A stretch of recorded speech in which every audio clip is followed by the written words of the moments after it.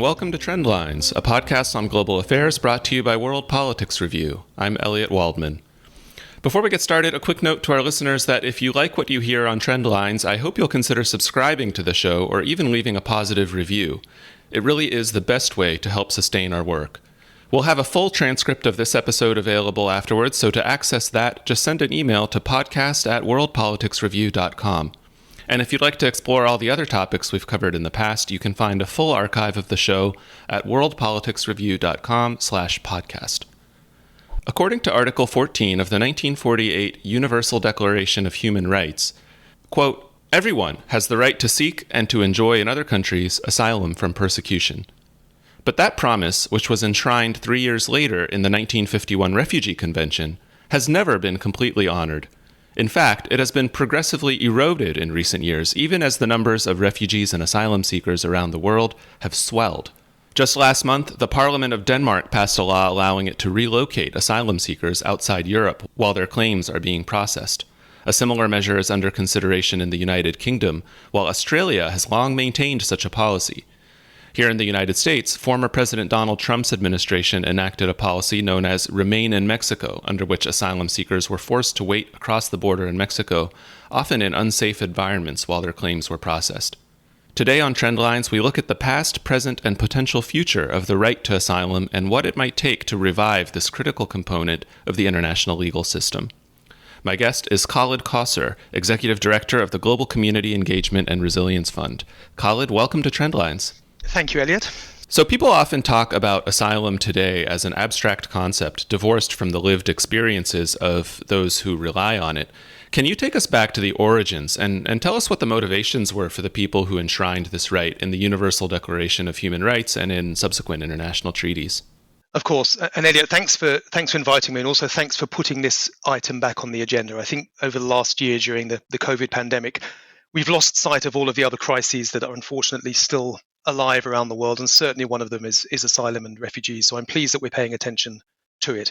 And I think going back in history is important. As you said, it's the Universal Declaration of Human Rights 1948, followed up by the 1951 Refugee Convention, that really enshrined these rights that, as you say, I think are being slowly and quite depressingly eroded. I think ultimately what asylum is about is filling the gap where the relationship between a citizen and his or her state breaks down. If you can no longer depend on your state to protect you from harm, to provide basic necessities, to give you the rights of education, health, and so on, then you have the right to leave that country, and the international community should fill that gap and support you and assist you, hopefully temporarily, before you can then hopefully go back to your country and rebuild your relationship with the state. Now, I think the historical and geographical context is really important. This convention clearly was written at the end of the Second World War in the European context. And it was written to deal with people who had been displaced, of course, by Nazi persecution, and who found themselves mainly across Europe in a position where they were unwilling to go back to Germany, and for whom we needed to find some sort of solution. And I think why history and geography do matter here is that arguably it was fairly easy to find solutions at the beginning of the 1950s. I mean, I think the world had seen World War II. There was certainly a huge amount of guilt, a huge amount of mobilizing around finding solutions for people and undoing the wrongs of the recent past. It was a manageable number of people who were in Europe, so mainly Europeans, and solutions were fairly easy to come by. Many of them, of course, as you know, moved to the United States and South Africa, Australia, New Zealand, and of course, Israel. Others settled permanently in the states to which they had initially fled across Europe. The challenge, of course, today is that is no longer the case. We have a diverse population, a burgeoning population, and solutions are not as easy as they once were to come by. But the basic point, I think, remains that there are people in the world today who cannot rely on their state for protection from harm, protection from imprisonment, protection from torture and even death. And the international community has an obligation to help those people until they can turn back to their states. That's the conceptual framework for what we're discussing. As I mentioned in the introduction, it's largely certain wealthy countries that have developed some pretty elaborate, even creative, you might say, mechanisms to deter people from seeking asylum there. One is what we might call offshore processing, whereby people are forced to wait outside the country, sometimes left to their own devices, other times in a designated facility in a third country, while their claims are evaluated. Now, one might look at this and say, well, what's the problem? They have to wait somewhere. What difference does it make where they wait? How would you respond to that? Well, firstly, I'm pleased, Elliot, that you made the distinction between, effectively the global north, the rich countries, and I suppose a global south, poorer countries. I think it's a fair characterization. You can't generalize because there are just differences, but it's a fair generalization to say that asylum in particular is being eroded in the north. I think if you look to countries like the Middle East, Lebanon, Jordan, Turkey, and certainly if you look to countries in sub-Saharan Africa, there is still a very considerable amount of generosity from states towards refugees and asylum seekers. And let's not forget, something like 85% of the world's asylum seekers and refugees are in the south. This is a problem of the south, which makes it even more startling that countries in the north that really aren't faced with much of a crisis at all are, as you say, turning their backs on asylum seekers and refugees and coming up with, as you say, some pretty, well, inventive policies and procedures that I think sail fairly close to the edges of international law and certainly to the edges of the 1951 convention. That's clearly happening. Now, I think the response to your question is this. In an ideal world, you're right. You should be able to leave your country because your relationship with your state has broken down, move to a neighboring country, be protected and assisted there, and then hopefully go home in a few years once the government has changed, or once your relationship with the state has changed, or once a conflict has concluded, or once perhaps the effects of environmental change have moved away, and we can discuss that. The problem, of course, being that many of the states that neighbor countries from which refugees are moving simply don't have the legal procedures and the administrative setup to do this properly. I mean, let's think about Afghanistan. I think it's fairly clear, at least to me, that as a result of the withdrawal that we are seeing unfold before our eyes of NATO troops, I would expect large numbers of people to be leaving Afghanistan in the not too distant future. And at least initially, they'll go to Pakistan. Some may try to go to Iran. But I think in both Pakistan and Iran, they'll be faced with a hostile reception, and B, a legal system that simply can't deal with processing them, providing the rights of asylum, providing the rights of repeal, all of the things that one needs to do to run through a proper asylum process, which means that some of these people decide, and they may be the more resourceful people, or there may be people who are paying smugglers or human traffickers, decide to go further afield to seek protection. And I think the really important point to make here is that we shouldn't conflate the reason for leaving with the reason for arriving. If you choose to leave Pakistan, for example, and make your way to Australia or Europe, that doesn't mean you're not fleeing persecution. You may well be fleeing persecution, but you're trying to make the best of a bad lot. So I think that distinction is important. So it matters because the countries to which most refugees, at least initially, go simply cannot protect them in the system as they are legally obliged to. This is a crucial point you're making, because here in the United States, former President Donald Trump's administration tried to argue that people who fled Central American countries, mainly Honduras, Guatemala, and El Salvador, were obliged to seek asylum not in the United States, but in neighboring countries. You're right. And of course, I for once, I don't want to put too much blame on the former president here. I mean, clearly this started in Australia, and as you said at the introduction, has moved into Europe. But I mean, that is just a legally an incorrect argument. I think, as you said, and you quoted it in the introduction to this piece, people who feel that they can't be protected in their home states have the right to seek asylum. It doesn't say that you can only seek asylum in a neighboring state or the closest state to your home country. So I think it's simply legally incorrect to say that people fleeing Central America must seek asylum in Mexico or another neighboring country. They have the right to seek asylum anywhere. Is it fair to say, in your view, that the degree to which the right to seek asylum today is honored and fulfilled around the world is at an all-time low?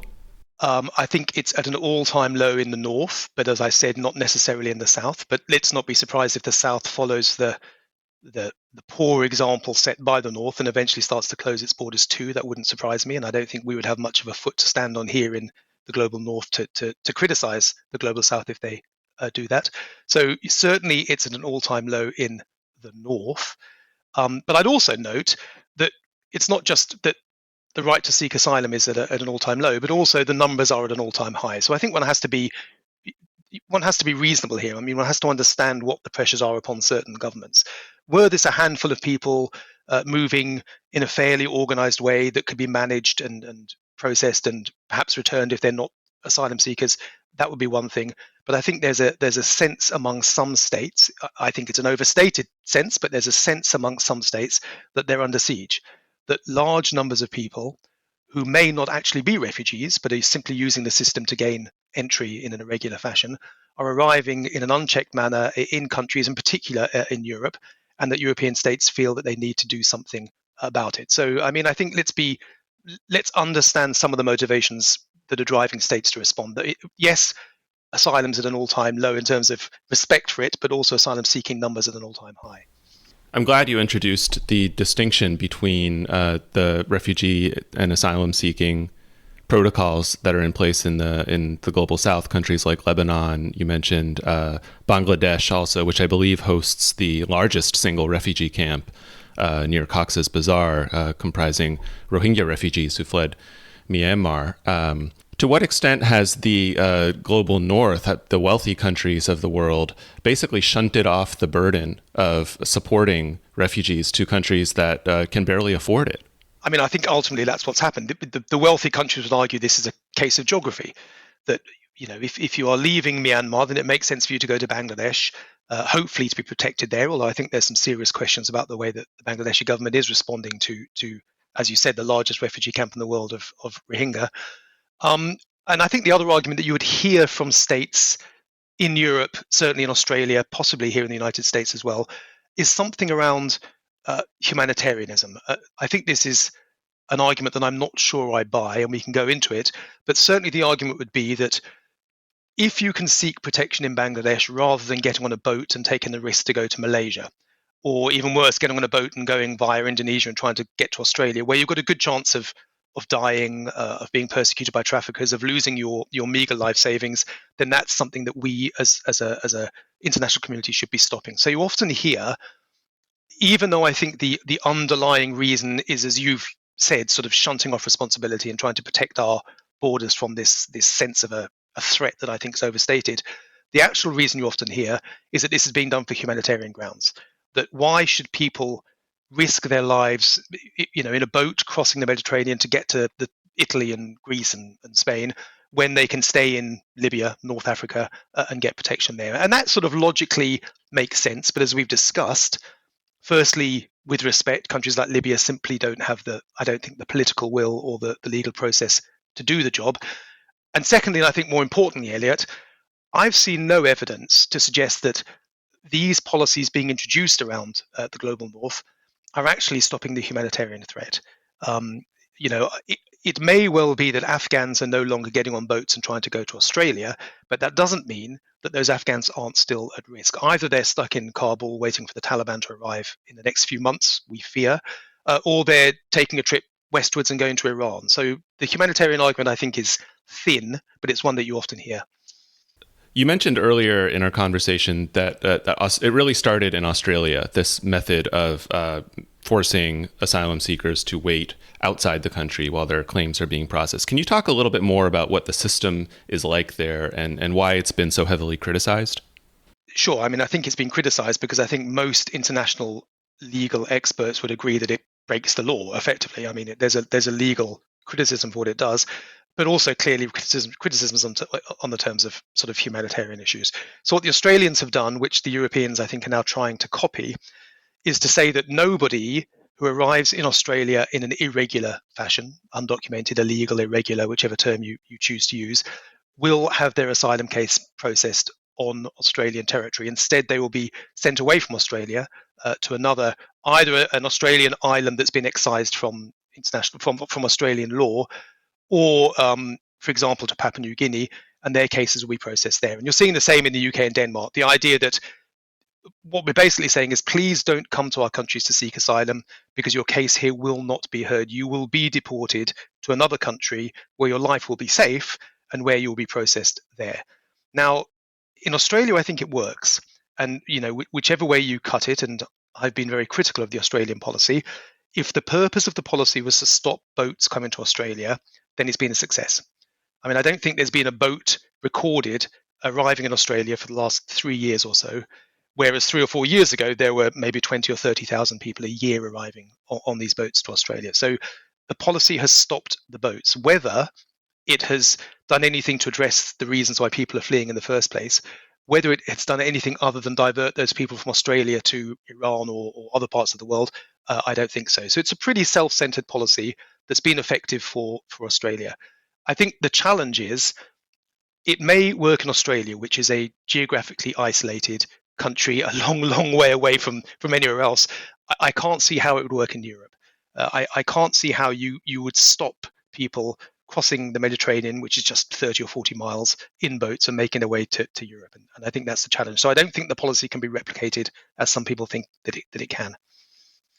And on the apart from the legal criticism, I mean, clearly there's huge, human rights concerns about what's happening to these asylum seekers in places like Papua New Guinea. And we hear stories about, extended stays and asylum seekers dying and protesting, and their circumstances are certainly not ideal. If you think about it, this is, it's a pretty transactional relationship. In effect, what the Australian government is saying, although they would never say this, but in effect, what they're saying is, we advise you to stay in Afghanistan or Sri Lanka or whichever country you're trying to flee, because life is better there than it will be if you come here. Because if you make it here, we will send you to Papua New Guinea. You'll be put in a prison camp, effectively, and your life will be probably even worse than it would be were you to have stayed in Kabul and kind of muscled it out. And that's a pretty strong statement to make. And I think that's what the Europeans are also trying to do: deter asylum seekers by making it clear to them that this isn't going to work. You're not going to somehow get to Denmark or the UK or other countries in Europe and find your way, and you're not going to find that the roads are paved with gold. You're going to find that this is a pretty unpleasant situation and you shouldn't have done it in the first place. Aside from this offshore processing method, which is widely being copied, it seems now, what are some other notable ways in which wealthy states violate the right to seek asylum or try to erode it? Well, I think one is that states increasingly are actually stepping away from the asylum system. So, what you're supposed to do according to international law is somebody arrives on your territory, and whether they've arrived legally or illegally, if they claim asylum, I'm here, my life's at risk, I feel I'm at risk of persecution, I'm seeking asylum, you are, of course, supposed to process that case through due legal process. There should be the right to appeal. And if, after all of that, then it's clear that you are, in fact, not a refugee and you're actually somebody who's just trying to arrive to work or whatever that might be, even though, by the way, I think moving to work is noble, but that's another issue, then you should theoretically be sent home. I think what some countries are now doing is sidestepping the asylum system. We have all sorts of new forms of temporary protection, and there are different labels in different countries which exclude you from the asylum system, and which mean that the rules and processes that apply to the asylum system no longer apply here. The great example in Europe was during the Bosnian displacement in the mid-1990s, where about 1 million Bosnians, of course, fled the Balkans because of what was happening there. And rather than being fed through the asylum system and processed, and probably most of them would have got full refugee status, which would have meant they could have stayed in Europe permanently, we simply closed down the asylum system. We gave them temporary protection, which limited their rights, which meant that states could return them at any point without any particular legal oversight from the UN or any convention. And it was a neat way for states to step away from the asylum system. So I think what you're seeing is a move away from the asylum system. I think what underlies all of this, Elliot, is that we noted the dates in your introduction. That the Refugee Convention was written in 1951. It was written for a specific historical and geographical context. Clearly, the world has moved on. The 51 Convention says nothing about persecution on the basis of sexuality. The 51 Convention says nothing about fleeing your home because of the effects of climate change. Clearly, these are important drivers for people seeking asylum today around the world, and they're not covered by the existing convention. In an ideal world, what you would do is you would update the convention. I can't think of many areas of public policy that are still governed by a convention written, whatever it is, 60, 70 years ago. Ideally, you would rewrite the convention. Ideally, you'd make it more attuned to global realities of asylum and refugees. But it's clear that we will not do that. And the reason is, and I think this is obvious, that if we were to open up the convention for negotiation, then it would be negotiated downwards, not upwards. It would become more restrictive, not less restrictive. And so I think that's not going to happen. I mean, I suppose the other ways that we are seeing the asylum system being abused, where people do still keep with it, is very severe limits on the rights that should apply to people who are seeking asylum. They should have the right to work, at least temporarily. They should have the access to healthcare. They should have basic, certainly human rights, and certainly an extension of those rights. And I don't think we're seeing that applied. Ultimately, what we're discussing here, I think, Elliot, is a failure of policy. And it's just walking away from a policy failure rather than trying to fix it. The reason that European states in particular are doing this is this. Firstly, they can't control the numbers of asylum seekers who are arriving. So large numbers of people may be making their way from Afghanistan or sub-Saharan Africa. Secondly, we are not processing them quickly enough. So rather than this being a 6-month turnaround, I consider your case, I find it to be not valid, I don't think you're a refugee, you have the right to appeal, let's listen to your appeal, and that's finished, and we've decided after due legal process you're not a refugee and you're going to go home. That takes 3 years rather than 6 months, so you have to support these people for 3 years. And then I think the real clincher is, even if you find that asylum seekers are putting in bogus applications and are not refugees, and let's be clear, a significant proportion of people who claim asylum are not refugees. They're doing it, I think, to play the system, and that's the situation we're in. But even if after legal process you find that people are not genuine refugees, the challenge is you can't send them home. It's very difficult to deport people, even if they're irregular migrants, as you know, in the United States, or rejected asylum seekers. You have to have a deal with the country from which they're coming. You have to face the risk of race relation challenges in the countries from which you're trying to send people back. It just becomes very difficult. So I think the truth of asylum is, if you make it to the UK, you can probably stay. If you're lucky, you get refugee status and you get full rights and you can stay there permanently. If you're unlucky, you don't get refugee status, but you can probably disappear into the irregular labour market and survive in a reasonable manner. And that's why we are doing this, because we can't control the numbers and we can't process them quickly enough, and we can't conclude the process once it's clear that people should be sent home. And so let's just put the whole thing offshore. It just makes it much more straightforward. In many cases, too, leaders who champion policies like these are employing nativist or xenophobic remarks, which are often quite politically potent, unfortunately. I wonder if part of the solution is to try and blunt the impact of that kind of harmful rhetoric through education, awareness building programs, and try to rebuild that sense of solidarity that the world had after World War II.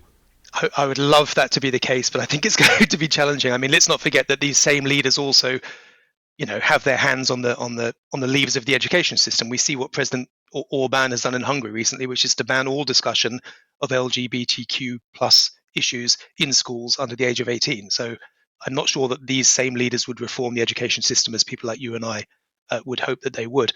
And I think I'd just remind you, yes, absolutely, some leaders are mobilizing clearly nationalistic, racist language. I think most, however, are slightly more subtle.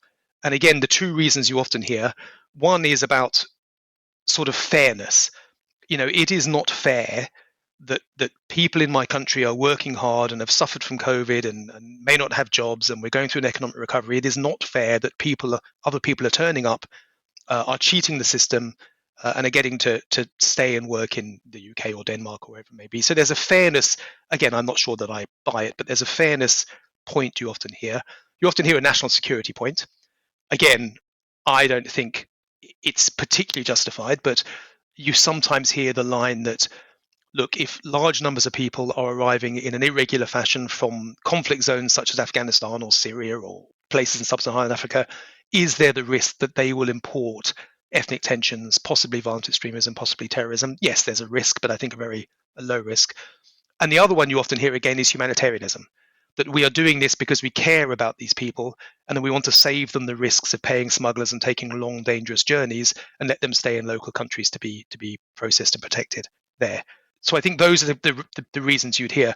And back to your question, I mean, I think I, like you, Elliot, and maybe like many of your listeners, would love to think that we might move to a world where we are doing things out of compassion.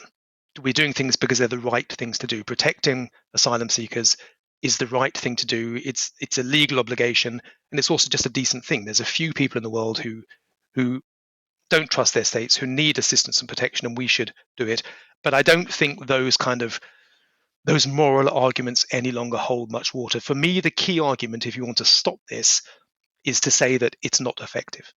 That's the point. I mean, if you can push back to Denmark and the UK and say, not only is this policy pretty close to contravening international law and the conventions you've signed up to, not only are there undertones of racism that certainly are going to affect ethnic minorities within your country at the moment, but also the policy isn't effective. For me, that's the key. And if I was doing research on this at the moment, that's the point I'd be working on. Can you demonstrate that saying to asylum seekers, do not come to the UK because you won't be processed here, and in fact you'll be sent to another country or another territory to be processed, will that stop people arriving? I haven't seen the evidence yet, because frankly, whatever you threaten me with, whatever you say my processing is going to be like, whatever you say about whether I'm going to end up in a camp, with a 3-year wait for my asylum case to be processed, is not worse than the prospect of a young girl today in Kabul who has the Taliban perhaps on her doorstep. So, let's not, we're in this bizarre race to the bottom where we are trying to make conditions so bad in the countries where we live that people choose not to come in the first place. And I think you have to really think that through. And what about in the international legal system? I mean, these are policies that, as you've mentioned numerous times, are either pretty clear violations of the Refugee Convention, or in some cases might skirt the edges of them. Are there mechanisms by which they can be challenged in the international legal regime? I mean, there are mechanisms. There are report, Universal Declaration reports to the Human Rights Council in Geneva, and the UN often comes out with strong statements, and the EU sometimes comes out with strong statements, but they're fairly, as you know, toothless. There's not much you can do. If Australia decides to stop all asylum seekers being processed on its territory and send them to Papua New Guinea, then the legal system can complain, and we can perhaps try to isolate Australia, and we can perhaps embarrass them slightly when they come to the Human Rights Council in Geneva, and Human Rights Watch can point out the atrocities that are taking place in Papua New Guinea, but it doesn't seem to have much effect. So no, I don't think there's any. I think perhaps the era when being confronted with sort of international condemnation made a difference is perhaps gone. I'm intrigued by what you said earlier about demonstrating that the system is ineffective, and then that's the best argument against these kinds of abusive systems that countries have set up that violate the right to asylum. What then is an effective system? What does it look like? Oh, that's a great question. I think the first step is to, again, really examine, and I don't think we've examined it yet, to what extent these policies that are currently being introduced really do work. And I think for the Europeans to look at Australia and say it works in Australia, therefore it can work here. I mean, firstly, as we've discussed, Australia has a very specific geographical setting that isn't really replicated anywhere else in the world, possibly apart from New Zealand. And secondly, it really depends how you measure effectiveness. Yes, Australia has stopped the boats. There's no question about that. But whether it has done anything to help protect the people in need or to address the reasons they're leaving in the first place, I don't think so. It's been a pretty self-centered but pretty successful kind of selfish policy, I think. I mean, I would argue, and I suppose you'd expect me to argue, that the current process works pretty well. If we could all continue to work to the convention, then we have a legal convention that has been ratified by almost 200 states, so it's a really well ratified legal convention. We have a very strong UN agency, the United Nations High Commissioner for Refugees, that's well funded and well supported, that should be doing this sort of work. If there was a sense of solidarity, if I could trust you to do the right thing, then I would do the right thing. And that's what it's become. If Denmark is beginning to do this, then I'd better do it, because of course, if Denmark does it, then the risk is asylum seekers won't go to Denmark; they'll just come to the UK or France. Or so once you begin that race to the bottom, it cascades fairly quickly. I would have argued, had I had the opportunity, firstly for perspective, we are not talking about millions of people. At the height of the boat crisis, so-called, in Australia, something like 30,000 people a year arrived. And I often say 30,000 people is 1/3 of one cricket ground in Sydney or Melbourne. This is not a huge number of people. It is not beyond the realms of possibility that a wealthy country can deal with mini crises as they emerge because of things like Afghanistan. I think perspective is important, but I don't think that perspective works. It is clear that asylum seekers have a political significance that far outweighs their numerical significance. And it is clear that countries feel that they need to stop asylum seekers arriving, and they have to put a cap on this asylum system. If you want to do it properly, then, as we've discussed, I think what you should be doing is reforming the system. Let's look at the convention again. Let's update it. Let's make sure it covers the appropriate reasons that people are leaving in the 21st century, not in the 1950s. And also, let's take the opportunity to look at responsibilities of states. It is often said, and I think it's true, there's absolutely, you asked the question earlier, Elliot, are there any legal obligations upon states like our states that are doing this? And there are, but they don't really adhere to them. There are very few legal obligations on the states from which people are fleeing. What about Assad? What about Syria? What about what's going to happen in Afghanistan with the Taliban? There's no legal obligations upon them at all. So I would look at reforming the system to really try to define more rights, roles, responsibilities for all of the states involved. But I don't think that'll happen. Well, a bit of a dispiriting note to end on there, but I suppose that's where we'll have to leave it. So, Khalid, thank you so much for joining us. Thank you, Elliot. Khalid Kausar is Executive Director of the Global Community Engagement and Resilience Fund. If you'd like to comment on the discussion, ask a question, or even suggest a topic for a future episode, drop us a line at podcast@worldpoliticsreview.com. This episode of Trend Lines was produced by me, Elliot Waldman, and edited by Peter Dury. Special thanks to Danielle Toran for assisting with our transcripts. You can follow the team on Twitter if you'd like. WPR's handle is @WPReview. I'm @Elliot Waldman with 2 L's, 1 T, and Peter is @PeterDoerrie. Thanks for listening, and tune in again next week.